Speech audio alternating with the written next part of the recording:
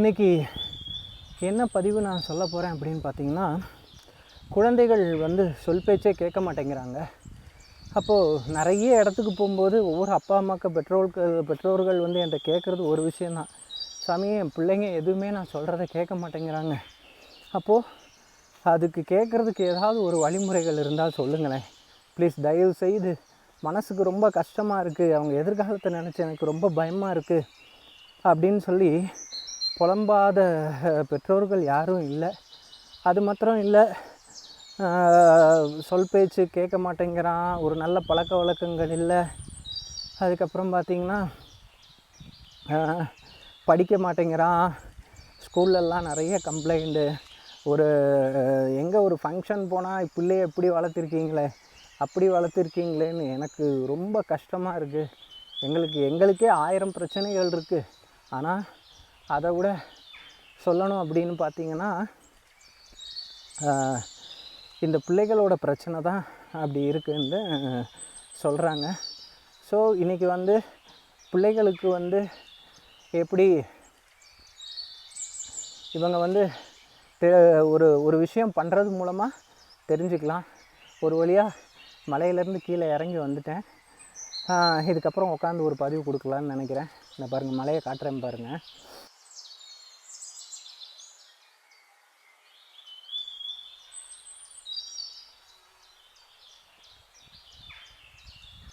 நான் இனிதான் கொஞ்சம் நல்ல இது சுத்தமான தண்ணி, அவ்வளோ என்ன சொல்கிறது, அவ்வளோ பியூராக இருக்கும். அற்புத மூலிகைகள் கலந்து வரக்கூடிய தண்ணி. கொஞ்சம் குடிச்சுக்குவோம். அப்பா சிவார்ப்பணம். இப்போ நான் இறங்கி வந்த பாதையும் காட்டுறேன்.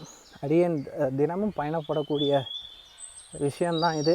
நிறைய பேர் கேட்கலாம், இங்கெல்லாம் சிறுத்தை புலிலாம் இருக்குமே. கண்டிப்பாக சிறுத்தை இருக்குது, புலி இருக்குது, யானை இருக்குது, ஓனாய் இருக்குது, எல்லாம் இருக்குது. அது நம்மளெல்லாம் ஒன்றும் பண்ணாது. கேட்கும் திறன், பார்க்கும் திறன், நுகரும் திறன். இந்த பாருங்கள், நான் வந்த பாதை இதுதான். கேட்கும் திறன், பார்க்கும் திறன், நுகரும் திறன், அப்புறம் ஆழ்மன ஆற்றல் மூலமாக நம்ம பறவைகள்கிட்ட தெரியுதுங்களா, அந்த லாஸ்ட்டில் போயிட்டு அதுலேருந்து கீழே இறங்கி வரணும்.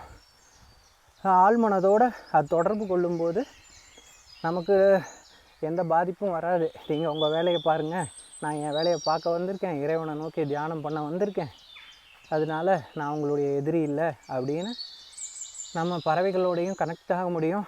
என்ன, அதுக்கு கொஞ்சம் ப்ராக்டிஸ் பண்ணால் கொஞ்சம் வருடங்கள் எடுக்கும், அவ்வளோதான்.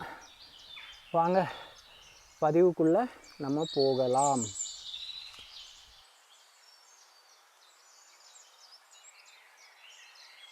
ஓகே, நீங்கள் ஒரு சிம்பிள் விஷயந்தான் சொல்ல போகிறேன் நான். ஓம் ஹ்ரீம் விஸ்வாமித்திர மகரிஷியே நமோ நமஹ. அது பொன் குழந்தையாக இருந்தால் இந்த விஷயத்தை அப்பா பண்ணணும், ஆண் குழந்தையாக இருந்தால் அம்மா பண்ணணும். முதல்ல இதை பண்ணுறதுக்கு முன்னாடி ஒரு சில விஷயங்கள் நம்ம மேலோட்டமாக தெரிஞ்சுக்கலாம். என்ன அப்படின்னு பார்த்திங்கன்னா, ஒவ்வொரு குழந்தையும், நம்மளும் குழந்தையாக தான் வந்திருப்போம். அப்போ ஒவ்வொரு குழந்தையும் இந்த பூமியில் ஜனனம் எடுக்கும்போது ஒவ்வொரு கர்மாக்களை சுமந்து வருது. இப்போ ஒரு ஸ்கூலில் பார்த்திங்கன்னா ஒவ்வொரு குழந்தைக்கும் மூளை திறன், ஞாபக ஆற்றல், திறமை அப்படிங்கிறது வித்தியாசப்படும். ஒரு குழந்தை 100க்கு 100 வாங்கும், ஒரு குழந்தை 90 வாங்கும், ஒரு குழந்தை 80 வாங்கும், ஒரு குழந்தை 60 வாங்கும், ஒரு குழந்தை ஜஸ்ட்டு பாஸ் ஆகும். அப்போது இதெல்லாம் ஏற்கனவே கர்மாவால் முடிவு பண்ணப்பட்ட விஷயம், இறைவனால் முடிவு பண்ணப்பட்ட விஷயம். அதே சமயத்தில் நிறைய பேர் பார்த்திங்கன்னா, ஒரு குடும்பத்தில் அப்பா எல்லா விஷயங்களையும் புலியாக இருப்பார், நிறைய சாதனை பண்ணியிருப்பார். ஆனால் பையனை பார்த்திங்கன்னா அந்தளவுக்கு, பையனும் பொண்ணும் அந்தளவுக்கு சாதனை பண்ணியிருக்க மாட்டாங்க. என்ன உங்கள் அப்பாலாம் அப்படி இருந்தார், இவன்னா அவங்க அப்பாவோட ஒரு 50% கூட வரலையே, 20% கூட வரலையே அப்படின்னு நம்ம பேசுகிறத நம்ம கேட்டிருப்போம். அது மாத்திரம் கிடையாது. அதே சமயத்தில் அப்பாவுக்கு நாலேஜே இருக்காது, ஆனால் புள்ள பார்த்திங்கன்னா வேறு லெவலில் டெவலப் ஆகி வேறு லெவலில் சமுதாயத்தில் ஒரு அங்கீகாரத்தை வாங்கி கொடுத்து இதெல்லாம் பண்ணியிருப்பான். அப்போது இந்த கர்மாவையும் தாண்டி அதுக்காகத்தான் விதியை மதியால்னா, மதிங்கிறது அறிவு கிடையாது, விதியை மதியாலானா மதினா மனம். மனம்னா யார்? சந்திரன். அப்போது உன் மனசில் ஒரு சில விஷயங்கள் ஆழ் மனதில் நம்ம பதிய வச்சு அந்த விஷயங்களை செய்யும்போது அப்போது குழந்தைங்க வந்து நம்மளோட சொல் பேச்சு கேட்பாங்க. அப்போது ஒழுக்கம், ஒபீடியண்ட்டு, ஏதாவது நல்லா படிக்கிற குழந்தைங்க வந்து ஒரு 80% ஒழுக்கமாக இருக்கும், ஒபீடியண்ட்டாக ஃபாலோ பண்ணும். அதே சமயத்தில் 20% வந்து பார்த்திங்கன்னா நல்லா படிக்கிற குழந்தைங்களுக்கு ஒழுக்கம் இதெல்லாமே எதுவுமே இருக்காது. ஆனாலும் அது மார்க் வாங்கும். ஆனால் 80% வந்து இந்த ஒபீடியண்ட்டாக இருக்கிற குழந்தைங்க 100% மார்க் வாங்கும். அதுலேயும் நம்ம பார்த்தோம்னா இப்போ இந்த 90s கிட்ஸ் 2K கிட்ஸு சொல்லணும் அப்படின்னு பார்த்தீங்கன்னா, அவங்களோட குழந்தைகள் வந்து செய்ய மாட்டேங்கன்னா நம்ம எப்படி வாழ்ந்தோம், நம்ம எப்படி இருந்தோம் அப்படின்னு நமக்கு யோசித்து பார்த்தா நமக்கே ரொம்ப ஆச்சரியமாக இருக்கும். வாட் எவர் இட் இஸ், இதை மனசார நீங்கள் வந்து பண்ணும்போது ஒரு நிறைய நல்ல மாற்றங்கள் வந்து உங்கள் மனசளவுலையும் சரி, குழந்தைங்களோட மனசளவில் நிறைய மாற்றங்கள் தெரியும். உறுதியாக சொல்கிறேன், அதை பண்ணி பாருங்கள். ஒவ்வொன்றும் பல பதிவுகளில் பல தியான முறைகள், பல விஷயங்கள் அப்படிலாம் நான் கொடுக்குறேன். அதுக்கு நிறைய வரவேற்பு இருக்குது. ஆனால் நான் இவ்வளோ நாள் செஞ்சு பார்த்தேன், எனக்கு நல்ல ரிசல்ட்ஸ் கிடச்சிது அப்படின்னு சொல்லி யாரும் கமெண்ட்டில் சொல்கிறதில்ல. ஸோ இதையாவது நீங்கள் செஞ்சு பாருங்கள். செஞ்சு பார்த்துட்டு நீங்கள் வந்து கமெண்ட்ஸில் நமக்கு சொல்லுங்கள். என்ன விஷயம் அப்படின்னு பார்த்தீங்கன்னா, ஒரு மந்திரம் தான் சொல்ல போகிறேன். சிம்பிளான மந்திரம். இது என்ன அப்படின்னு பார்த்தீங்கன்னா, சரஸ்வதிக்கு பல ஆற்றல் தலங்கள் இருக்குது. அதில் நீலா சரஸ்வதி அப்படின்னு ஒரு ஆற்றல் தலம் கொடுக்கப்பட்டு சரஸ்வதி தாயார் அப்படி அழைக்கப்படுறான். அப்போது அது சம்ஸ்கிருதத்தில் வேதத்தில் வர்றதில் பார்த்திங்கன்னா மம குமாரம், மம குமாரி இப்படிலாம் வந்து குரு சுவாகான்னு அப்படி பெருசாலாம் வரும். அதெல்லாம் நமக்கு தேவையே இல்லை. அதில் எது தேவையோ அதை எடுத்து எல்லாரும் சொல்லக்கூடிய எளிய வகையில் நான் இன்றைக்கி இந்த மந்திரத்தை சொல்ல போகிறேன். இந்த மந்திரத்தை நீங்கள் எப்படி பண்ணணும் அப்படிங்கிறத நான் முதல்ல சொல்லிடுறேன். ஒரு கிளாஸ் எடுத்துக்கோங்க. காலையில் குளித்து முடித்து பிரம்ம முகூர்த்தத்தில் தான் பண்ணணும்னு இல்லை. காலையில் ஒரு 7 மணிக்குள்ளே பார்த்திங்கன்னா, பொண்ணாக இருந்தால் அப்பா பண்ணணும், பையனாக இருந்தால் அம்மா பண்ணணும். அப்போது என்ன பண்ணும், ஒரு கிளாஸ் நிறைய தண்ணி எடுத்துக்கோங்க. இல்லை உங்கள் பையன் ஒரு கிளாஸ் தண்ணி குடிக்க மாட்டான், ஒரு கிளாஸ் பொண்ணு குடிக்க மாட்டா அப்படின்னா ஒரு அரை கிளாஸ் எடுத்துக்கோங்க. அதுவும் குடிக்க மாட்டான்னாங்களா, ஒரு 1/4 கிளாஸ் எடுத்துக்கோங்க. எடுத்துகிட்டு இடது கையில் இப்படி வச்சுட்டு வலது கையில் இப்படி மூடிக்கோங்க. மூடிட்டு இப்போ நான் சொல்லக்கூடிய மந்திரம் இந்த இதுலேயே நான் உங்களுக்கு தமிழில் கொடுக்குறேன். அதை நீங்கள் பார்த்துட்டு அப்படியே சொல்லலாம். என்ன அப்படின்னு பார்த்தீங்கன்னா, ஓம் வத வத வாக்வாதினி, ஓம் வத வத வாக்வாதினி வசிய வசிய, ஓம் வத வத வாக்வாதினி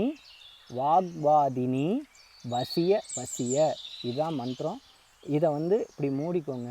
மூடிட்டு 27 தடவை இல்லைன்னா 108 தடவை, அது உங்களோட டைம் அனுசரித்து இப்படி மூடிட்டு இந்த மந்திரத்தை மனசுக்குள்ளே நலசார வேண்டிக்கோங்க.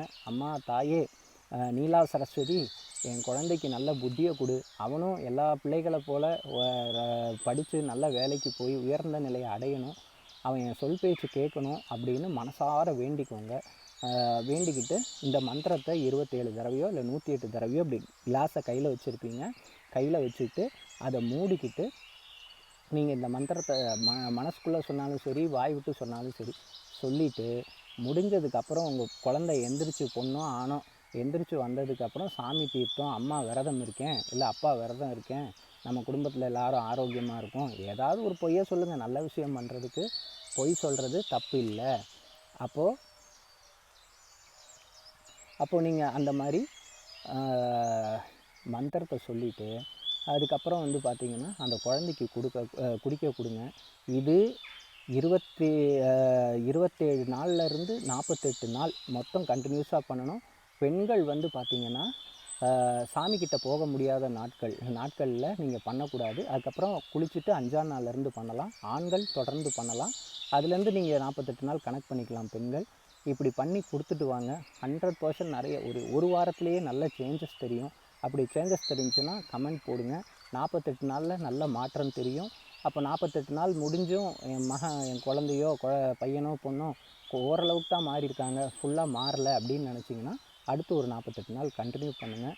இதெல்லாம் நமக்கு சித்தர்கள் கொடுத்துட்டு போன விஷயம். இதெல்லாம் நான் பயிற்சி பண்ணி அதை பல பேருக்கெல்லாம் அதை பிரயோகப்படுத்தி அவங்க நிறைய பலன் பெற்றிருக்காங்க. சும்மா வாய்க்கு வந்ததெல்லாம் அடித்து விடுறது கிடையாது. எப்போவுமே அடியேன் வந்து ஒரு செயல் செய்யும்போது அதில் வந்து முழுமையான பலன் இருக்கான்னு சுய ஆராய்ச்சி பண்ணி அதுக்கப்புறம் தான் வெளியில் எல்லாருக்குமே நான் இதை கொடுப்பேன்.